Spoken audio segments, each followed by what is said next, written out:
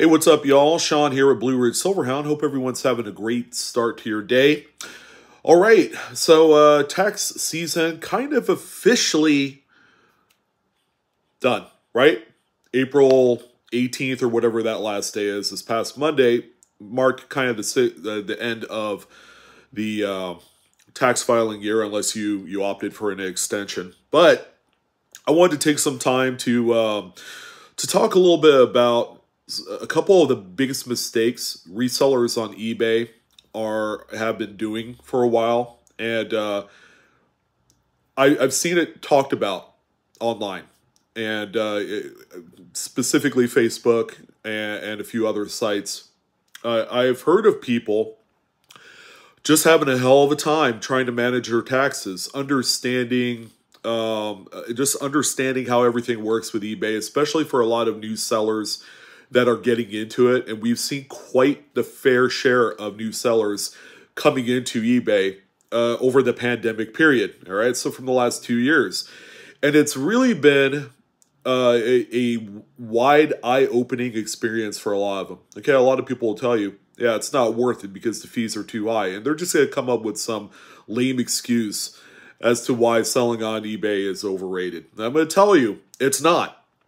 There is a way that you can make quite a bit of money doing this as a living. All right, so some people, in case you haven't figured it out, have elected to go off the grid and do the things that they really want to do. They have a higher purpose in life. They don't want to work for the man and do, hit a time clock and having to deal with unruly customers and, all that foolishness. So people over the course of the last 2 years have elected to get into business of their own, whether it's on eBay, Shopify, doing the Amazon FBA deal, whatever. Now, this is a coin channel, so we're going to talk a little bit about a coin that maybe was sold. It's more or less a hypothetical situation, a scenario, so to speak. So that way you guys can kind of understand the numbers and where people kind of screw up and they forget to take into account certain aspects of a sale, where at the end of the year, after having, say, a few hundred sales or 1,000 or a few thousand sales, things can get out of hand. And this is where a lot of people fall into that trap. Like, well, I had sold all this, but the IRS, the government wants a huge share of it. So you guys have heard this. The one big thing that eBay has changed and done differently is that they've dropped the minimum dollar figure amount for totals sold through the course of a year down to $600. Who cares about the transaction count? They're saying like, what, 100 or 200 items sold or $600? Who cares about that? We're not all selling $1 items. That $600 total amount is going to be nothing new, I would say. I think the one thing that really shocks a lot of people is if and only if they're selling like personal items, right? Stuff that they've had for many years, if not decades. But outside of that, they're not in the business of reselling items. All right, and I think that's a very, very small percentage. I would say probably 1 or 2% of the people that actually participate in eBay services have that gripe. But for a lot of us, we want to try and make it happen. We want to try and resell and do a lot of the things that other successful resellers, who, by the way, have their ducks in a row, what they're doing and some of the best practices that they're leveraging. All right, and this is where you're going to have to kind of treat this as a business, because however much money you make, and by the time, this is before you even subtract the cost of the products and shipping fees if you're charging free shipping, things of that nature, because all of those things can be write-offs to lower your taxable income at the end of the year. But you go on there, you sell a coin, for example, this graded coin. Let's say you sold it for $200. Okay, that's a pretty nice round number. And more than likely, it's not going to be your only sale that is $100 or more. Okay, there's going to be quite a few of these. And again, they all add up. How much you put into the business is going to dictate how much you get out of it. All right. So if you put a lot of time and energy, you end up making, say, $100,000 in sales. You have to be damn prepared to kind of deal with the tax implications that comes with having your own sole proprietorship on eBay. So I say sole proprietorship. You don't necessarily have to have an LLC. That's kind of like one of the misconceptions out there. LLCs, when I hear things about that, you have assets you need to protect, okay? You're going to be hiring waged employees, okay? There's going to be insurance involved and all sorts of other things. That's the big reason why that you'll have an LLC. But if you're just doing it for yourself, maybe yourself and your partner, your spouse, your girlfriend, what have you, boyfriend, if you get into this business, you probably don't need to do the LLC bit, all right? But these are still things that you need to be aware of during the course of a sale to be able to treat it like a business, so that way you don't end up owing the IRS $10,000, $20,000, $30,000 at the end of the year, okay? So take it from me, who's had a few licks. I've done Amazon sales. There was a point that I was in a very high tax bracket. We'll go into that here in a little bit from 2 years ago, and that's why I'm out of Amazon, is because they've changed their model a little bit. And so is eBay. They're really not in the business of providing a service for the people that just want to do drop ship. Okay, Amazon, I feel like, is trying to steer clear of that as well. So we have a $200 coin. I'm just going to go ahead and flash up on screen the mathematics of this right here, so that way you guys are aware of kind of like the moving parts of a $200 sale. Now, selling a coin or an item for $200 is a pretty good feeling, right? You're on this ultimate high, like, man, I just made $200, especially if it's one of your first sales, okay? So there's a lot of excitement here. But let's go ahead and kind of break down some of the fees that you're going to have to back off, so that way you can see the actual numbers at work here, all right? And then if you understand this kind of breakdown, then you'll be able to do the things that you need to do to prepare for doing your taxes next year. So we have our top line item, $200, sale price of item. That's how much it's sold for on eBay. Let's say you opted to go with free shipping for whoever buys the item, and we're going to figure in $5 for this. So we're going to back out $5 if free shipping. If you're doing like a traditional auction format, I would highly suggest that you charge the appropriate rate for the shipping, okay? And try not to give out the free shipping unless it's like a buy it now listing, okay? That's what I tell a lot of folks. All right, eBay fees. The general percentage rate of what eBay charges its sellers is 12.9%. That's 10% for the item for a final value fee, in addition to the payment processing fee of 2.9%. Seeing as how eBay and PayPal are not one company anymore, they're doing all of their payment processing on the eBay side, so they will charge you that 2.9%. This comes out to $25.80 on the total amount of $200. You got to figure in the cost of the item, okay? Whether or not you want to actually roll in, just go ahead and roll in the profit and afford bigger and better items to resell. It's always good to put the cost of the item in its own separate line, okay? In this case, this person had paid $80 for this item, okay? And if you looked at just the cost of the item, wow, he or she made $120 profit, but we're not done yet. Okay, we have to understand the fees that get tacked on. All right, so it's not really $120.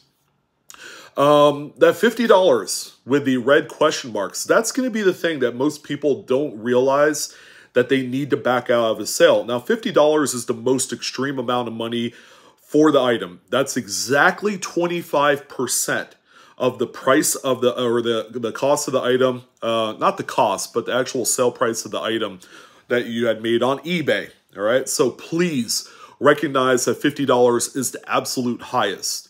That amount might actually be lower, and the reason why I use $50 is we're going to figure that however much you make on eBay, you're going to do really well this year, and it's to put your taxable income into the 24% bracket.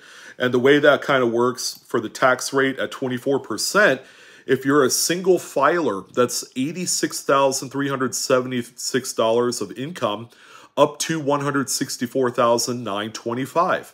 That's for a single filer. So if you're single doing this, good job. That was a pretty good year. If you're married filing jointly, it's exactly double that amount for that range. So 172K up to 329,000. When you get to the 24% bracket, you're doing things good. You're making money. But this is where kind of like that money management is going to be important. So that way you're not going to be owing the IRS all of your profits. Okay, you got to learn to disseminate the money into its own separate pot. So that way you're not going to be hit with a big tax bill when you go to do your taxes next year. All right, so we are in the 24% bracket, and yeah, we still got the numbers on screen here. So by the time you factor in all of these deductions, the actual profit at the very minimal is $39.20. Now, some people are going to say, well, you know, you figured in the 20, I rounded up to 25% for the for that $50 for the tax rate. That would be the amount of money you would set aside from the sale to put in its own bucket, so that way you can pay your estimated tax. And this is something you could do every quarter.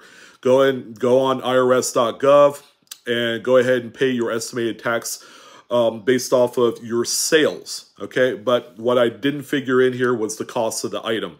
It's not going to be $50. It'll be a little bit less than that, because the cost of the item can be a write-off expense, because it is an expense of doing business, okay? So I used $50. I shot really high here, but you could do your own micro adjustment.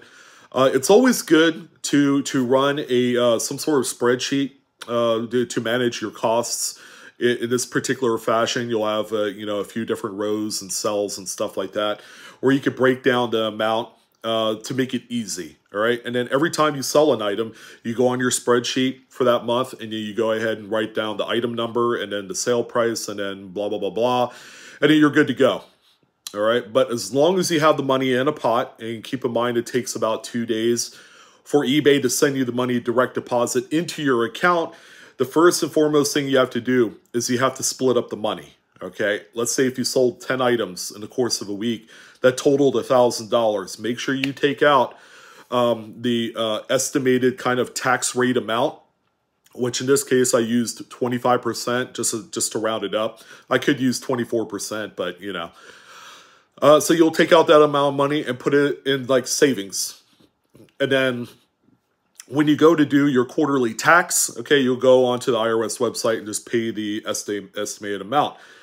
That'll ensure that your taxes will be taken care of off of your sales. Okay, and this is the one thing that a lot of people don't do at all right? And that's to a detriment of them when they go to do their taxes. They're like, Jesus, man, I don't think it's worth it to sell on eBay because I owe 12 grand, you know, right? And that's including your regular job. Let's say you work a regular 9 to 5 and you moonlight eBay as a single person, man, you're going to feel the heavy pinch. Now, gangway, because once you hit it big and your total income is over $330,000, that puts you into the 32% bracket. Now, this is important. I want you guys to realize this. When you make over $330,000 total income, gross, unadjusted, that puts you into the 32% bracket. It goes from, here's the tax rates, 10% at the minimum. That's if you're making less than $99.50, all right, in a year. 12%, 22%, 24%. It doesn't seem all that bad. And then bam, it goes up 8 percentage points to 32% once you go above and beyond 330K. Now, that's for married. All right. So if you have a spouse that's like a nurse, or, you know, they're rocking it out and doing something else and they're making a lot of money, then obviously. Now, single filers, if you make over $164,925, that puts you into the 32% bracket. And then most people that I know that moonlight eBay, in addition to the regular job, they exceed $165,000. like it's no problem. And then the wake up call is that additional 8% tax rate that you have to pay once you get your taxes done. Now, the big difference in all of this is that you will pay 32% tax rate if and only if you have no write-offs. Let's say you are a total newbie at this, you're green, you didn't save your invoices and receipts for all the expenses you put into your business. You're going to get screwed, buddy. But saving all those receipts and things will take your taxable income down, hopefully back down to 22, 24%. Whereas ideally, you want to kind of live at, all right, for a comfortable living, especially in our inflation-ridden world that we're living in right now. You want to be able to kind of like really hone in on an income that's comfortable to you that you can manage. Like, can you manage a 37% tax rate where you're making over $500,000 a year, yet you're not doing your accounting and your books and all that stuff? Boy, that's a tough proposition right there. But yeah, the one thing that a lot of people screw up for new sellers is that that estimated tax that you would have to pay. Because figure, if you're going to go into eBay and you're going all in, who cares about the $600 minimum that you would have to sell on eBay? You're going to blow that out of the water, I would have to say, within 30 days, especially if you're a new seller. And there's a lot of restrictions selling right off the bat on eBay. You can only put up so many items in the course of that month, and you can only, you know how it is. I've talked about it before, and you have to crawl before you walk with eBay. And, once you get into higher price items, that's where the chips begin to stack into huge towers. And if you're not careful, it could all come tumbling down in the worst way imaginable. But yeah, make sure you guys are set up so that way you are tuned in on not only your estimated IRS tax payments on each of the sales items, because just assume you're going to do really awesome. Figure in those fees as a write-off, because it is a professional service. Okay, eBay is a professional service. You're paying them to help advertise and do all the things to sell. Okay, that's a write-off. All of the cost of your items is a write-off. If you have to travel, to pick up supplies from Uline or wherever, the mileage is a write-off item as well. So make sure you're aware of all of these different things when you're selling on eBay. You should be in good shape. All right. We're kind of like still fresh into a new tax year. If you haven't done any sort of accounting software, or even setting up just a basic Excel spreadsheet highlighting all of your sales, I would encourage you guys to start doing that right now immediately, so that way you could see the breakdown, because we're 4 months in already. If you go in, do a spreadsheet, it might take you a little bit of time to put in all of the items that you've sold since the beginning of the year, and you haven't taken out an estimated tax payment yet from all of these goods. You're going to get down to the very bottom under the part where it highlights the estimated tax that you have to take out of each item, so that way you can pay it all in one lump sum. And boy, if that thing is like $5,000, $6,000, $7,000, yeah, you might be spending the next month or two taking all the profits from your future eBay sales and then going and paying the taxes straight up. Another thing that will get your taxable income down is putting it to retirement. So, it's crazy because we all want to enjoy the profits that come from selling on eBay. But what if you took 100% of your profits and you put it into a IRA or a Roth IRA? That'll drop your taxable income. Okay, and that could be figured in at the end of the year, whether you do your taxes yourself or you source out a CPA. You'll know when you're going to need a CPA. Okay, if it becomes too wacky or zany for you to do your own taxes, please consult a CPA to help you with your tax stuff. All right. One of the best things I've ever invested in is a CPA. Guess what? Their services can be written off for the next year because they are a professional service for your business. So a little food for thought. Hopefully that was a little bit of an eye-opening experience. I think this is going to be kind of, again, where that rubber meets the road. After seeing the numbers on screen, yeah, it looks all great. When you cover up the bottom numbers and you just see $200, you're like, damn, that's a pretty good day when you could sell a $200 item that maybe you bought from Walmart or somewhere on clearance for 80 bucks. And you turn around and flipped it for 200 bones. I mean, shoot. I mean, who wouldn't want that? But when you know you're going to be doing this as a part of your living, especially if you're single, because, you know, you only have yourself to kind of support in all of this, you know, yeah, really, really be cognizant of the numbers and how it will affect you when you go to do your taxes. Okay, there are people that have done stupid shit, like sell a house in today's market and then did not set aside capital gains tax. And then they went and bought some other extravagant shit. And then they end up paying and having to owe the IRS $200K, you know, off of their, you know, their exorbitant home that they had sold, that they had made like triple profits on in just the last 3 years.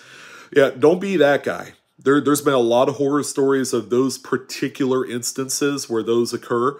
And they're not even business owners. That's the thing that kills me. They're just regular Joe Schmo people that you know, that's an electrical worker or, you know, automotive worker or a nurse or a doctor, and all they have is their income. And, you know, it's like, shoot, if you owe $200K to the IRS and there's no business to attach any sort of write-offs to, then, you know, it is what it is. Hey, but hey, they offer payment plans, you know, unless you want to throw 10 grand at them every month.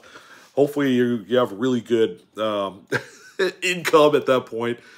But a little food for thought, a little bit of kind of advice for you guys out there. Monitor everything, list everything, and keep a good record. Keep a good record with your mileage too if you're going to employ that into your business as well. Not a bad idea, because we all go out and, you know, we beat down the doors to look for stuff to resell. So I'm your host, Sean, with Blue Ridge Silverhound. It was a pleasure. Kind of a more technical type of video. If you guys are looking for that kind of stuff, if you dig on it. Of course, it's not the first time that it's ever been talked about. It could be a little bit more refined. There might be a few things I have left out.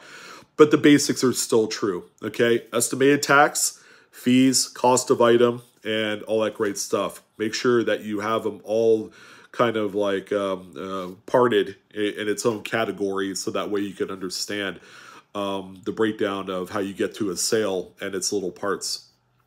So that's going to go ahead and do it. You guys take care. Coinaholics, keep on hunting and discovering. I'll see you guys next time. Have a good one.